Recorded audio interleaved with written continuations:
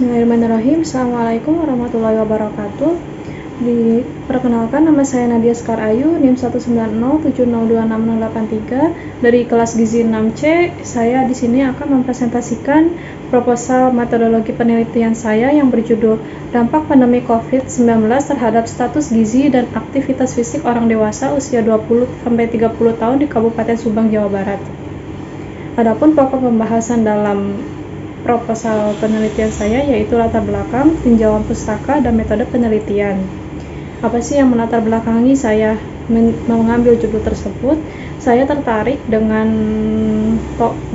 isu COVID-19 ini dan dampaknya. Jadi COVID-19 seperti kita tahu ditemukan di Wuhan, Cina pada 31 Desember 2019, kemudian masuk ke Indonesia pada tanggal 2 Maret 2020 di Depok, Jawa Barat, dan semenjak itulah kehidupan orang di hampir seluruh dunia itu berubah dari berbagai sektor kesehatan, sektor ekonomi, sektor sosial. Dari segi ekonomi pun berdampak, banyak orang yang di PHK karena alasannya pembatasan karyawan, lalu ada juga yang asalnya WFO menjadi WFH, kemudian yang asalnya kuliah atau sekolah secara langsung tatap muka menjadi online atau kuliah daring atau sekolah daring. Nah, ini semua berdampak pada kegiatan kita sehari-hari yang kita lakukan gitu. Jadi kita semua merasa ada perubahan perilaku dan sikap dalam menghadapi COVID-19 ini. Nah, pembatasan yang dilakukan selama pandemi yang ditentukan oleh pemerintah, misalnya PSBB, PPKM, itu bisa membatasi kegiatan orang-orang seperti aktivitas fisik atau olahraga yang berpengaruh terhadap durasi aktivitas fisik seseorang dan status gizi individu. Aktivitas fisik yang kurang juga mempengaruhi status gizi individu, sehingga hal ini yang melatar belakangi saya untuk melakukan penelitian. Adapun rumusan masalah di sini, yang pertama, bagaimana dampak pandemi COVID-19 dengan status gizi pada orang dewasa muda usia 20-30 tahun di Kabupaten Subang. Kemudian yang kedua, bagaimana dampak pandemi COVID terhadap aktivitas fisik pada orang dewasa usia 20-30 tahun di Kabupaten Subang. Tujuan dari penelitian saya yang pertama untuk menganalisis hubungan dampak pandemi COVID-19 terhadap status gizi orang dewasa usia 20-30 tahun di Kabupaten Subang. Dan yang kedua untuk menganalisis hubungan dampak pandemi COVID-19 terhadap aktivitas fisik pada orang dewasa usia 20-30 tahun di Kabupaten Subang.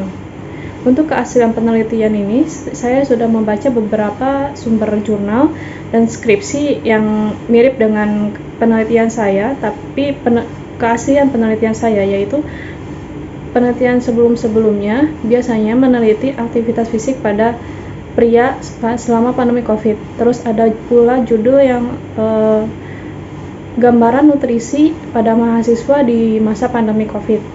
Lalu yang ketiga saya baca judul yang mirip yaitu aktivitas fisik pada mahasiswa sebelum dan setelah pandemi COVID. Jadi rata-rata orang itu hanya memiliki satu variabel bebasnya, aktivitas fisik ataupun gambaran nutrisi ataupun status gizi, gambaran status gizi mahasiswa sebelum dan setelah pandemi COVID. Saya juga membaca jurnal itu.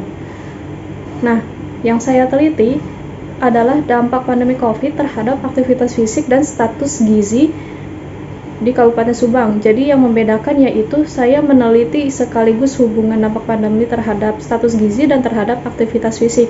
Itu pun aktivitas fisik dan status gizi menjadi variabel terikat, di mana rata-rata penelitian sebelumnya aktivitas fisik dan status gizi biasanya menjadi variabel bebas. Penelitian ini memiliki perbedaan variabel dan lokasi penelitian dibandingkan dengan penelitian dengan desain serupa sebelumnya. Penelitian ini menggunakan variabel dampak pandemi COVID sebagai variabel bebas, variabel status gizi orang dewasa, dan aktivitas fisik orang dewasa sebagai variabel terikat. Juga tentunya ada perbedaan lokasi penelitian dilakukan di Kecamatan Subang, Kabupaten Subang, Jawa Barat. Adapun tinjauan pustaka secara umum tinjauan pustaka dampak pandemi COVID yaitu penderita mengalami positif COVID bila sistem imun menurun. Sistem imun dipengaruhi oleh faktor genetik, fisiologis, usia, hormon, stres, olahraga, kurang istirahat, dan tidak terpenuhinya zat gizi. Kemudian status gizi dipengaruhi oleh faktor langsung berupa asupan makanan penyakit infeksi, terus ada faktor tidak langsung berupa ekonomi keluarga, fasilitas pelayanan kesehatan, dan produksi pangan. Hubungan antara pandemi COVID-19 dengan status gizi, terdapat perubahan bermakna rata IMT dan status gizi sebelum pandemi dan saat pandemi dengan rata IMT yang lebih rendah saat pandemi. Terus aktivitas fisik, hubungannya apa? Ditemukan bahwa nilai rata-rata aktivitas fisik sebelum pandemi lebih tinggi dibanding saat pandemi, yang artinya efek pandemi menyebabkan penurunan aktivitas fisik karena pembatasan sosial itu. Hal ini kemungkinan terjadi karena program pemerintah seperti adanya PSBB dan PPKM. Di sini ada kerangka teori yang saya teliti, yaitu pandemi COVID terhadap aktivitas fisik. Saya teliti secara langsung, namun di antara pandemi COVID dan aktivitas fisik ada PSBB, PPKM, dan social distancing, di mana PSBB, PPKM, dan social distancing tidak saya teliti, tapi langsung pandemi COVID terhadap aktivitas fisik. Kemudian pandemi COVID terhadap penyakit infeksi. Di sini penyakit infeksi dipengaruhi bisa terjadi karena adanya pandemi COVID. Nah, pandemi COVID ini kan bisa menyebabkan adanya penyakit infeksi berupa COVID. Namun hubungan pandemi COVID dengan penyakit infeksi tidak saya teliti. Kemudian, penyakit infeksi dan asupan makan adalah faktor langsung dari status gizi. Asupan makan terhadap status gizi dan penyakit infeksi terhadap status gizi tidak saya teliti dalam penelitian ini. Lalu di sini ada status gizi faktor tidak langsung. Faktor tidak langsungnya berupa fasilitas pelayanan kesehatan, ekonomi keluarga, dan produksi pangan, di mana saya tidak meneliti hubungan antara fasilitas pelayanan kesehatan, ekonomi keluarga, produksi pangan terhadap status gizi.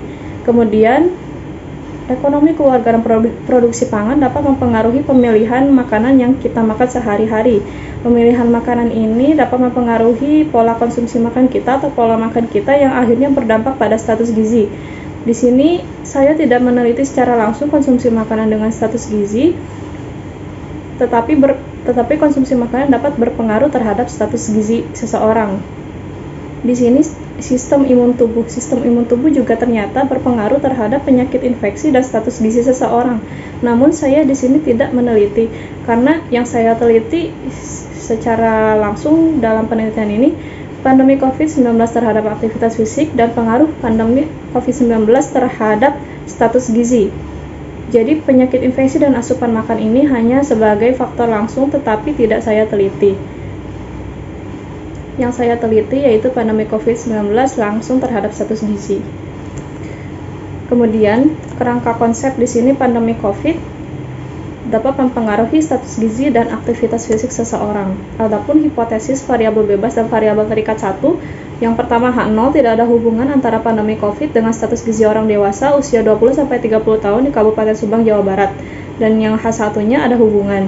Kemudian di hipotesis variabel bebas dan variabel terikat 2, H0-nya tidak ada hubungan antara pandemi COVID-19 dengan aktivitas fisik orang dewasa usia 20-30 tahun di Kabupaten Subang, Jawa Barat.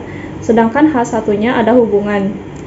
Di sini metode penelitian, desain penelitian yang saya lakukan yaitu pendekatan cross-seksional, karena saya mengambil rencana akan mengambil satu kali pengukuran atau satu kali pengumpulan data, dan cross-seksional ini menjadi salah satu yang lebih efisien, penelitian yang lebih efisien menurut saya untuk mengambil satu kali pengukuran atau satu kali pengambilan data. Di samping itu, kenapa saya mengambil cross-seksional? Karena saya merasa pandemi COVID itu bersifat musim atau tidak selamanya menjadi pandemi. Jadi saya merasa kalau saya mengambil pendekatan case control atau cohort yang cenderung lebih lama atau mengambil pengumpulan datanya lebih dari satu kali, takutnya orang-orang menjadi lupa atas efek pandemi terhadap dirinya karena mengandalkan ingatan gitu.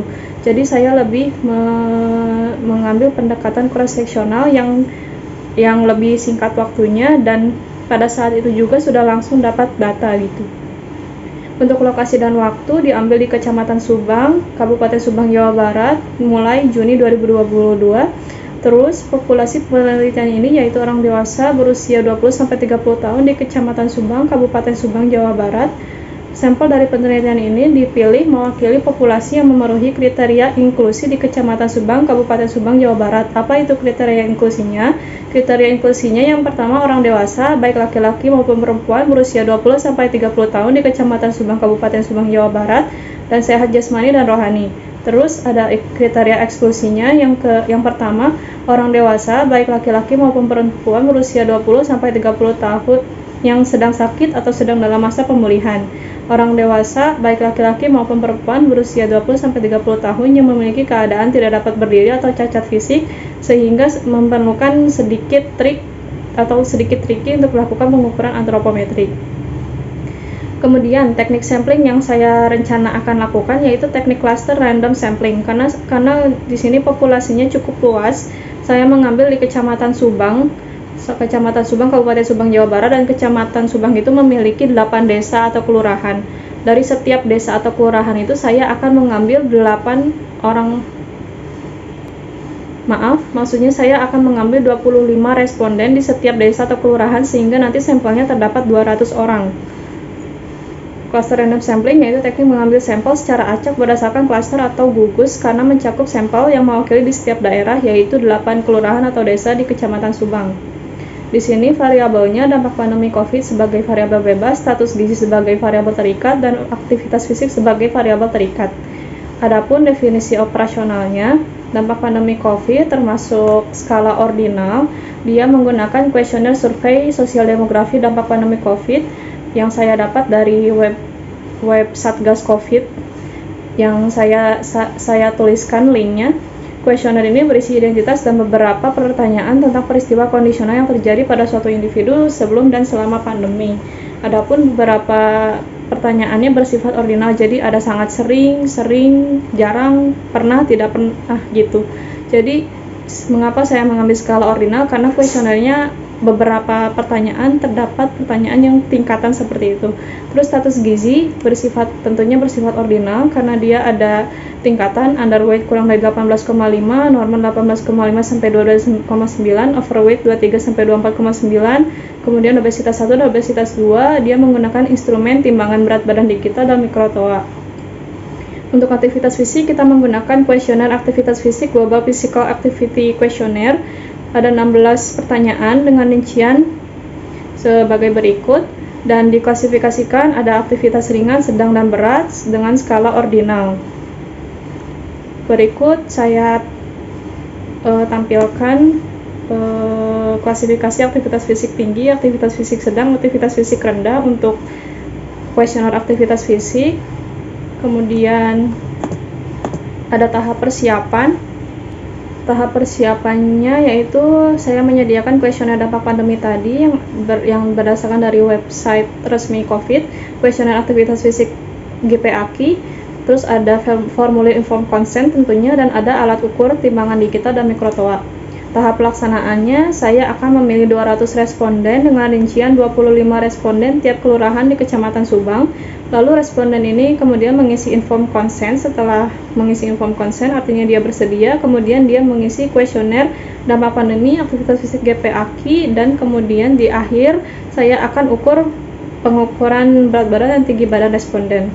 Untuk metode analisis data, saya melakukan editing, coding, dan entrying. Editingnya diperiksa dan dikoreksi bila data ada kesalahan. Terus ada coding, saya mengolah data-data dan untuk mempermudah input data dengan menggunakan SPSS. Terus entrying, saya menggunakan analisis univariat dan bivariat. Untuk analisis bivariat, saya menggunakan uji gamma karena untuk meneliti hubungan antara variabel ordinal dengan ordinal. Selain itu, saya berencana untuk mengambil data hubungan atau korelasi, karena kalau menggunakan data komparasi saya harus mengambil data 2 kali, sebelum pandemi dan setelah pandemi, sehingga saya tidak memenuhi mengambil penelitian pendekatan kursasional yang cenderung cuma 1 kali pengambilan data. Jadi saya mengambil korelasi dengan variabel ordinal dan ordinal, sehingga saya menggunakan analisis bivariat uji gamma. Sekian presentasi dari saya, mohon maaf apabila ada kesalahan. Wassalamualaikum warahmatullahi wabarakatuh.